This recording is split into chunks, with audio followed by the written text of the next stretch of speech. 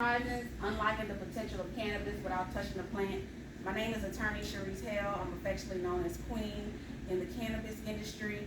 And so I am the attorney for the Red Stick Cannabis Fair and Festival. And I know Charity, so I know her. I see her all the time, everywhere. And this is my first time meeting Jared, but I'm going to let them introduce themselves to you all as well. Okay, so I'm Charity Moran, and I am an educator by first profession, and second profession, I'm the founder of Sow and Reap, and we are non-plant touching. We take people on cannabis excursions around the globe, and we offer infused 5-course suppers, all in the name of informed consumption, so that people come and experience a proper, carefully curated experience around the plant. We visit sustainable grow operations, and we hope that people walk away feeling empowered to advocate for cannabis justice. Whether you're a consumer, an ally, or just curious, we leverage those excursions and suppers to do that kind of education and advocacy piece. My name is Jared Dugar. I actually do touch the plant on a day-to-day basis. I'm one of the cultivators for Alara Holistic, which is one of the growers for the medicinal dispensaries that we have in Louisiana. Just one of two, so I'm one of the cultivators for them.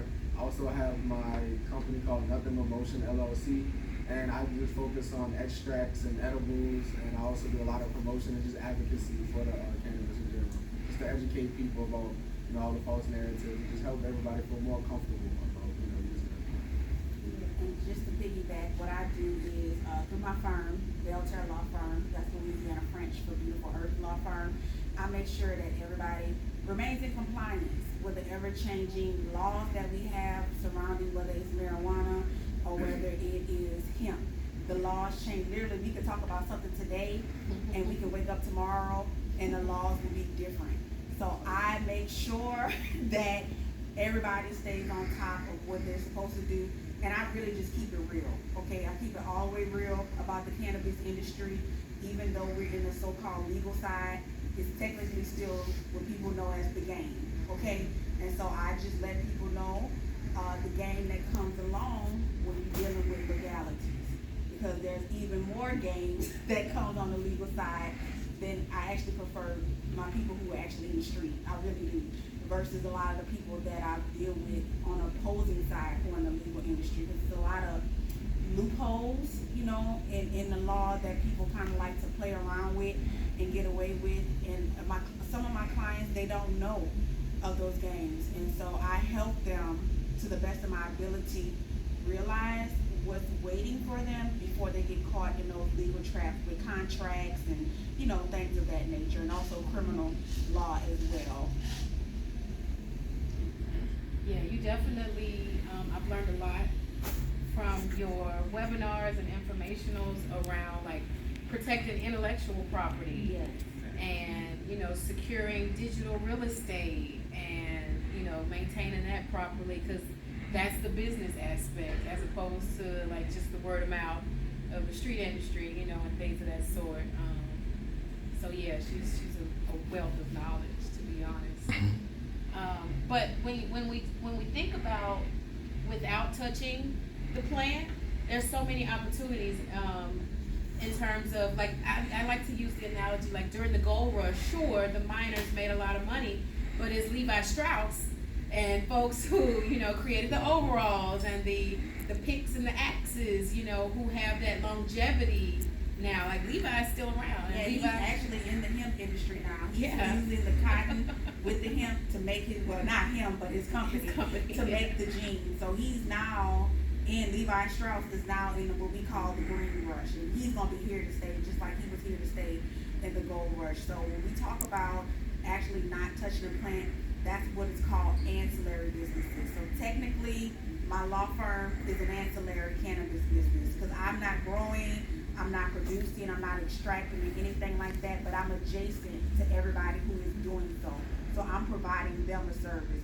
And actually, ancillary businesses, I love the cannabis plant. I am a consumer. I'm very open and honest about that. Even the Louisiana State Bar Association knows that I consume. Because I don't care. I go to those attorneys and I tell them, like, yeah, I smoke weed. And usually afterwards they ask me for something. So people that you at least expected.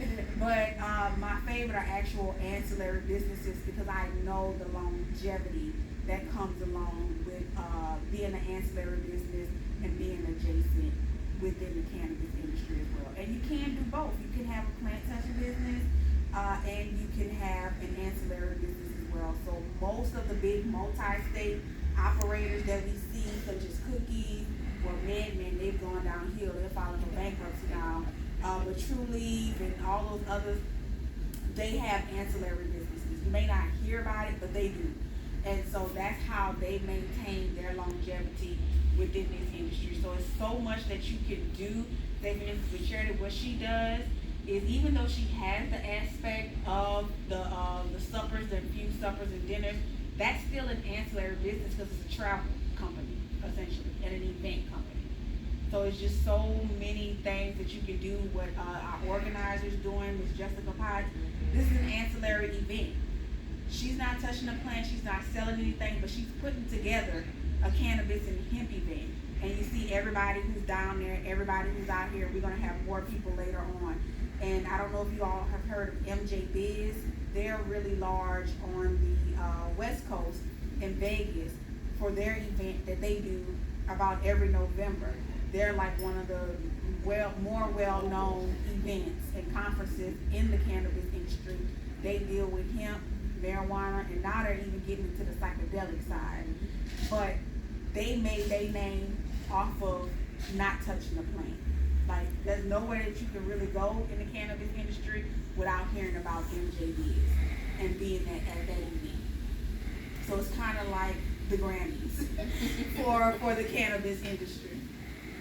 And it's a lot less regulations that you have to worry about when you're on that side of the business. You know, when you have like a rolling paper, or you just like me, an advocate for the plant, just educating people. Like if you're a cultivator, like she said earlier, there's just so many laws that change like this. And you set up something, you start getting, and the next thing you know, you have to do it a different way and regulate it a different way. It's just always something that keeps you on your toes in this business. So.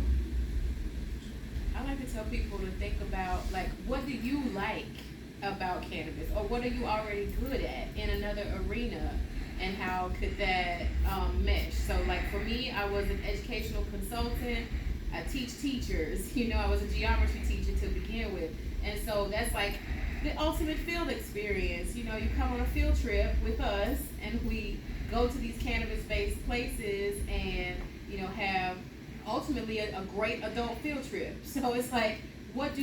Are you a landscaper? You know, or are you already a marketer, or you're into promotions and products and stuff like that? Like I have a friend, Lena, up in New Jersey, who does strictly cannabis promotional items, and is just like, that's an ancillary business that's not gonna go anywhere.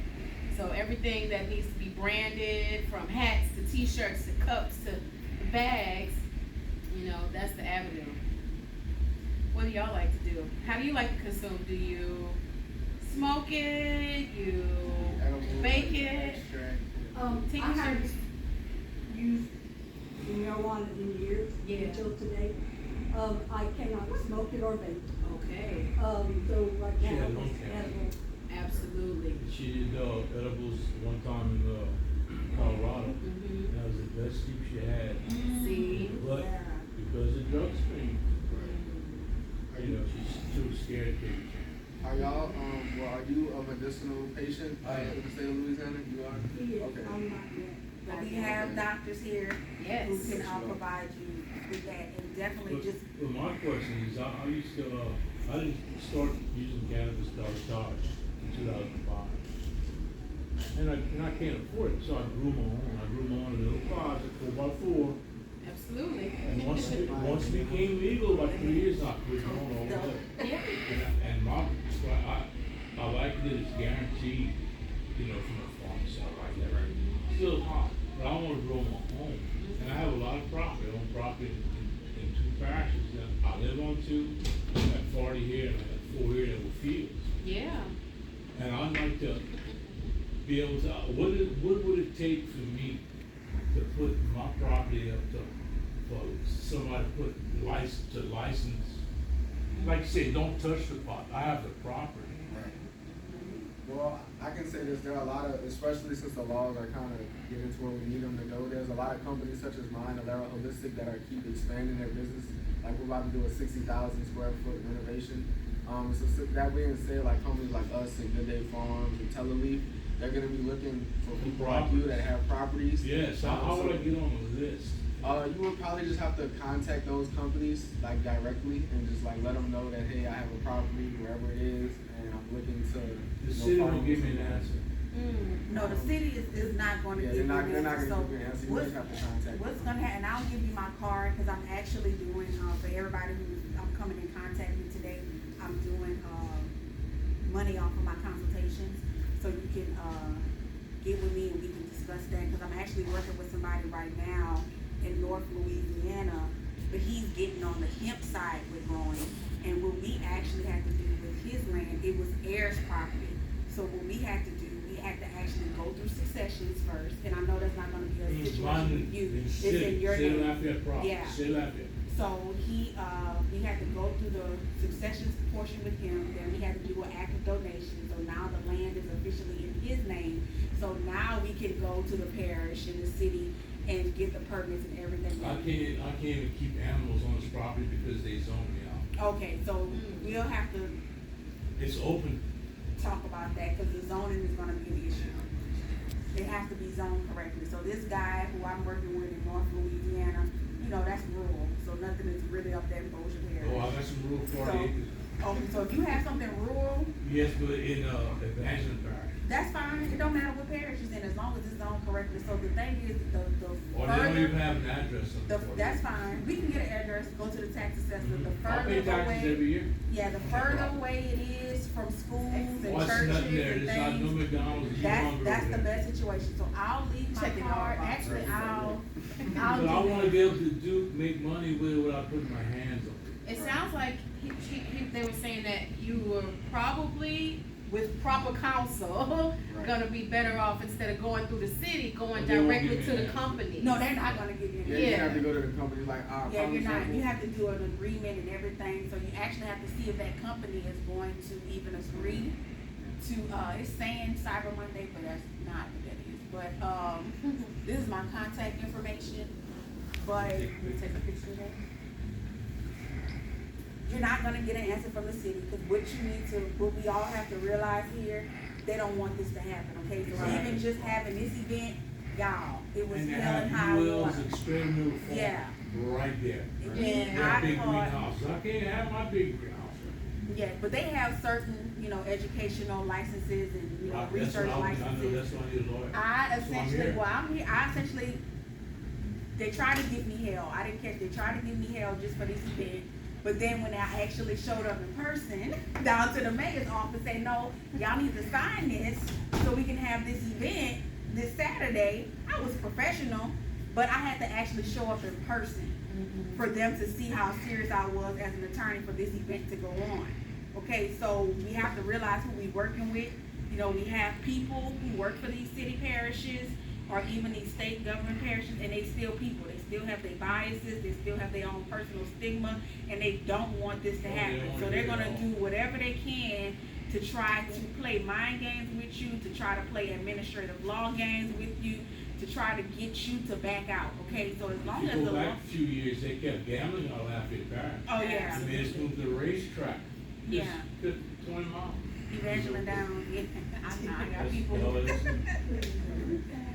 But It was voted.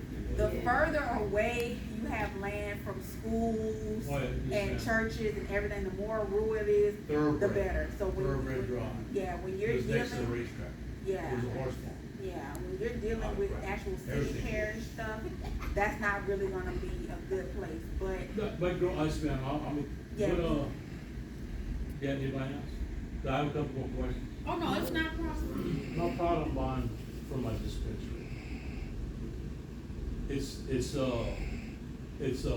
It's not all those, correct? It's full of citizens flowers. what was the question again? It's not all those y'all growing, huh? Like autoflowers? Yes, not yeah, autoflowers. No, sir. So all of the plants that, well, at least that we grow at Alera Holistic are flower period, photo period plants. Okay, y'all get that scoop look them tilapia there? From Yeah, y'all? yeah. So in the AYO, like the bags that say Yeah, AYO, yeah, I enjoy it. Yeah, that's my company. Now, Good Day Farms, I'm pretty sure they don't use autoflowers as well. I'm not 100% sure, but I can definitely tell you that Alera Holistic, all we do is photo periods, and you know we have like we cut clones of our plants, of course. And we Good. do it straightforward. Y'all using, soil or y'all hydroponic? So we're growing in cocoa coir, and we Y'all use, run really hydroponic, chemical. yeah, well no, so we use organic, we use salt. So it's a brand called Athena that you can look up. Like Salt fertilizer, yeah, they exactly, want yeah, that. yeah, that's what we use. I was always in the better. Yeah, me too. I'm a living soil person. I love this. Hey, I'm a living soil person. Sir? On the grow, what's your biggest expense? Is it the property rental, the electric? I would say the biggest probably expense would be electrical because they're just so much like the lights. Oh man, I don't want to know what our electricity bill is. Yeah, the lights, the humidifiers, the HVAC systems. We just have to buy a huge like generator. Like just in case, because you know it is hurricane season, so there's just so many things you gotta like make sure. Like, exactly, when the power is out for 2 hours. You That's know, all, it's all indoor greenhouses. Yeah. Is it, Well, so is it it's not a stick and greenhouse. mortar, It's or is it? technically not a greenhouse. It's like a warehouse that we just turned into a little facility. Yes, sir. Indoor. Does it have? Indoors, yes, sir. Okay.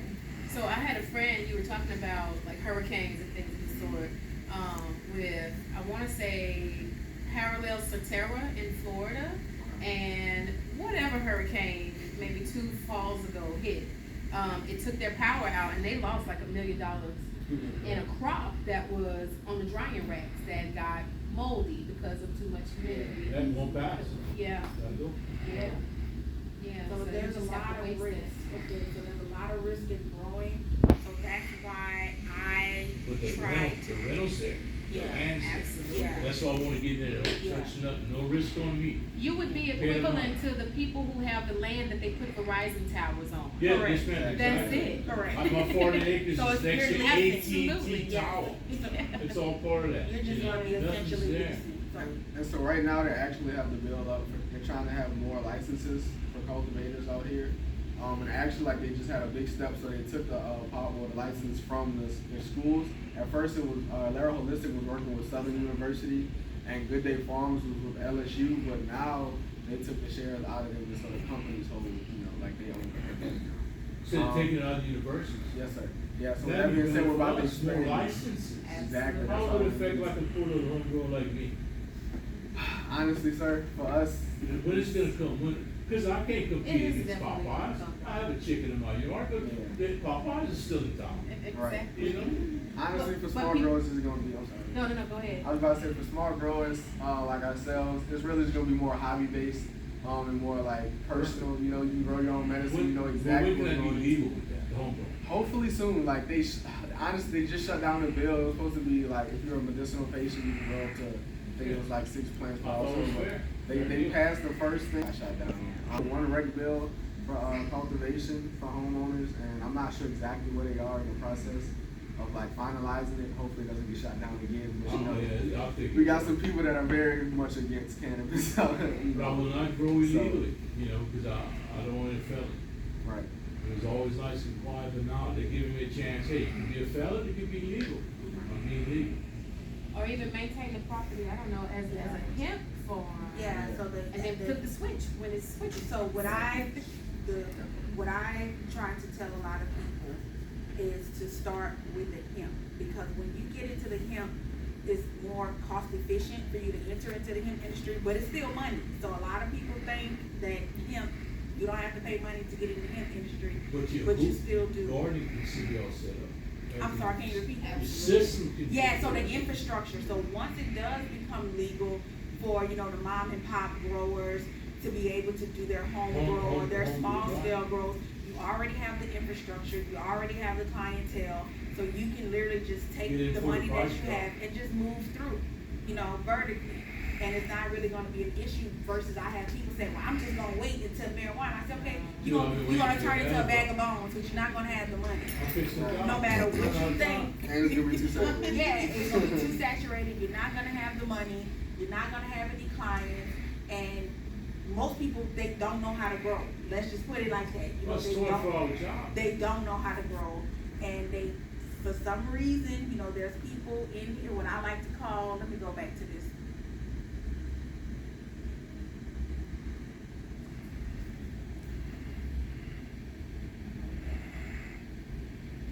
What I talk about all the time is greenwashing. Yes, Okay. I hope she's. Greenwashing is when they come, you have people, attorneys too, they will come and they will tell people like yourself who really know that you wanna get in this industry. Just the fact that you have land, you far surpass most people, okay? The fact that you actually have land, and you have land that could probably be more than likely properly zoned for that. Yep. Cause most people, I've actually, when people come to me and they try to talk about growing, the first thing I ask them if they have land or if they have money to get land soon. If they can't, I'm not gonna deal with them as an attorney because I know where that's gonna go and I know they're gonna blame it on me and I'm not about to sit up there and deal with it, okay? Cause I know where it's gonna lead. But greenwashing is people telling folks who are trying to get in this industry, yeah, you know, you can get in here and, you know, generational wealth, which that can happen, but generation is literally generational, like it takes time. And so you have people who believe that this is some get rich quick scheme. This can happen overnight. They don't have to put work in. You have people telling them, well, all you have to do is X, Y, and Z, and you're gonna get this, you know, you're gonna get this Big person. return on the money. Yeah. Or you have people saying, well, all you gotta do is pay this, and, you know, somebody's not gonna call his name. He's probably gonna be here later on, but they had somebody told him, yeah, just pay me $8,000 a month, and I can help take your business to the next level. They give you license. And of course, that never happened. And he was out like, you know, whatever 8 times 3 is what, 24?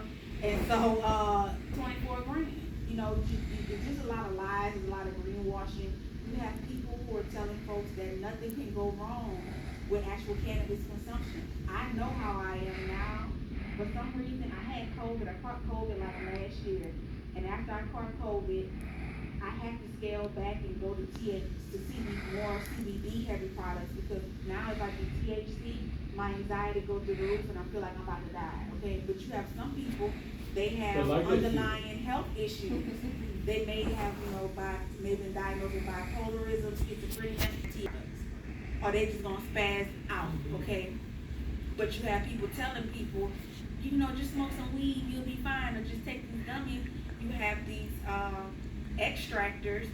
It's pretty much mojo at this point. It needs to be regulated. Yeah, Has to be it's regulated. pretty much mojo at this point, what they're putting out there with these synthetic cannabinoids. I've seen some things. This was about 3 years ago. They shut that down, but there were people who were selling THC bumps, like you could sniff THC powder.